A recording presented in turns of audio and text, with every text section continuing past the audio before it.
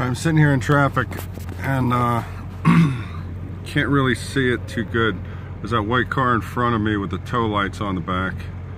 It's a Toyota pickup truck with a cap on it, and the inside of the truck is packed with stuff. And then in front of it, there's it's like a Dodge 150 with a flatbed on it, and homemade plywood sides, and that's loaded to the gills, and that's the tow vehicle. And the guy passed me and I let him in because we're supposed to all merge to the right, even though nobody's moving. But he's some Spanish looking guy. And it's kind of an interesting thing. I've seen it for years, and at one point I was getting gas and a couple guys like that pulled in. And they're actually Mexican, South Americans, whatever lands. But they came up with all their paperwork, and they do landscaping, they do, you know, whatever kind of outside work.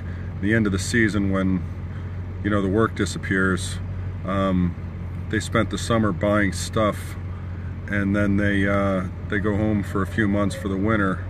And I didn't talk with this guy, but I'm 90% sure that's what he's doing.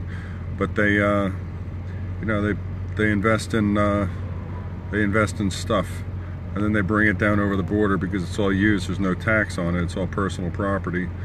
And then he's got 2 trucks to sell. He's got, you know, probably a dozen TV sets, microwave ovens. You know, God only knows what he's got packed in there. But but it's kind of cool that the guy in front of me is doing immigration right. You know, they got their paperwork. They come and go. They're productive. They make money. They spend money. He's going to visit his family, and, you know, who knows, maybe the truck is for a brother or a father or whoever. But it's you know, not all the immigrants are, you know, bums, losers, and MS-13. There's a lot of actually hard-working, ambitious guys. And but I just sitting here kind of bored out of my skull, and figured I'd make mention of that.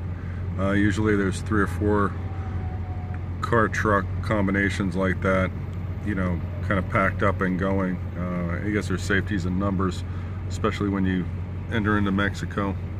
Me and a friend of mine were going to go down to Costa Rica and buy some Land Rovers and drive them back up.